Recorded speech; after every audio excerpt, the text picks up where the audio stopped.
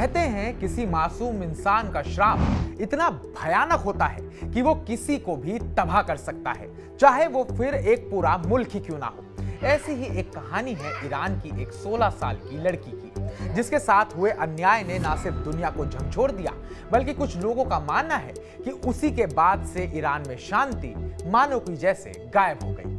आइए इस दिल दहला देने वाली कहानी को समझें, जो इंसाफ और इंसानियत पर सवाल उठाती है। आखिर वो लड़की कौन थी और उसने ऐसा क्या श्राप दिया जिसकी वजह से ईरान में कभी खुशी वापस नहीं लौटी। नमस्कार, मैं उत्कर्ष प्रताप सिंह, आप देख रहे हैं टीवी 9 भारतवर्ष। उस लड़की का नाम था अतीफह रजवी। अतीफह की जिंदगी शुरू से ही मुश्किलों से भरी हुई थी। जब वो महज 5 साल की थी तब एक कार हादसे में उसकी मां चल बसी। इसके कुछ समय बाद उसका छोटा भाई नदी में डूब गया। छोटी सी उम्र में अनाथ हो चुकी अतीफह को उसके बूढ़े दादा दादी ने पाला। परिवार गरीब था, मजदूरी के लिए दिन भर घर से बाहर रहता था। ऐसे में अतीफह अकेले रहती थी और यही उसकी जिंदगी का सबसे बड़ा अभिशाप बन गया। 15-16 साल की उम्र में अतीफह की जिंदगी में एक 51 साल का रिटायर्ड गार्ड अली दराबी आया। इस दरिंदे ने मासूम अतीफह को अपनी हवस का शिकार बनाया। 1-2 बार नहीं, बल्कि 3 साल तक वो भी बार बार उसका बलात्कार करती। अली ने अतीफह को धमकाया कि अगर उसने किसी को कुछ बताया तो वो उसे और उसके परिवार को मार डालेगा। डर और शर्मिंदगी में डूबी अतीफह चुप रही। उसने अपने परिवार को बताने की कोशिश की, लेकिन बदकिस्मती से उसे ही डांट फटकार मिली। जब अली की हैवानियत हद से ज्यादा बढ़ गई, तब अतीफह के पिता ने हिम्मत जुटाकर पुलिस को शिकायत की। लेकिन जो हुआ वो और भी चौंकाने वाला था। ईरान के सख्त शरिया कानून के तहत पुलिस ने अतीफह को ही गिरफ्तार कर लिया। उसे क्राइम अगेंस्ट चैस्टिटी, यानी कि एक पत्नी का अपने पति के प्रति पूर्ण समर्पण और निष्ठा का ना होने का दोषी ठहराया गया। जी हाँ, बहुत अटपटी सी बात थी।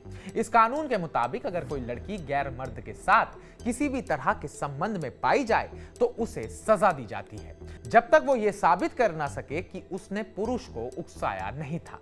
थाने में अतीफह को ना सिर्फ टॉर्चर किया गया, बल्कि कई पुलिस वालों ने उसका शारीरिक शोषण भी किया। उसकी दादी जब उससे मिलने आई तो अतीफह ने रोते हुए बताया कि उसे इतना पीटा जाता था कि वो अपने पैरों पर खड़ा भी नहीं हो पाती थी। उसे जानवरों की तरह हाथ पैर के सहारे रेंगना पड़ता था। कोर्ट में मामला और भी बदतर हो गया। अली और पुलिस ने मिलकर ऐसी दलीलें दी कि सारा दोष अतीफह पर ही आ गया।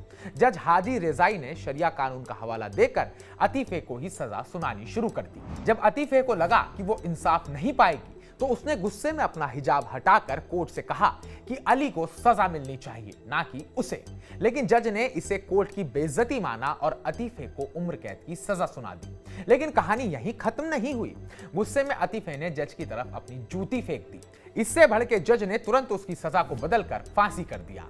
15 अगस्त 2004 को ईरान के नेका शहर में 16 साल की अतीफह को क्रेन से लटकाकर सरेआम फांसी दे दी गई। बीबीसी के मुताबिक कुछ दस्तावेजों में उसकी उम्र 22 साल बताई गई, लेकिन उसके जन्म और मृत्यु प्रमाण पत्र साफ कहते हैं कि वो सिर्फ 16 साल की थी। इस घटना ने पूरी दुनिया को हिलाकर रख दिया।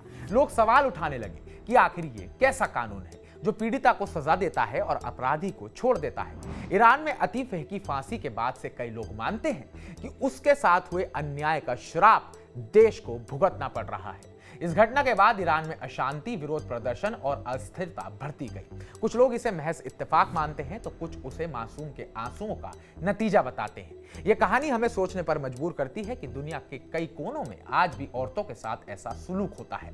अतीफह की कहानी सिर्फ ईरान की नहीं, बल्कि हर उस जगह की है जहां इंसाफ के नाम पर अन्याय होता है। आप क्या सोचते हैं? क्या अतीफह के साथ हुए इस नाइंसाफी ने ईरान को इस बर्बादी की कगार पर लाकर छोड़ दिया? क्या सच में उसकी दुआओं की वजह से आज ईरान बुरे दौर से गुजर रहा है? कमेंट बॉक्स में कमेंट कर अपनी राय जरूर दीजिएगा। बाकी ताजा अपडेट्स पाने के लिए टीवी 9 भारतवर्ष को सब्सक्राइब कीजिएगा।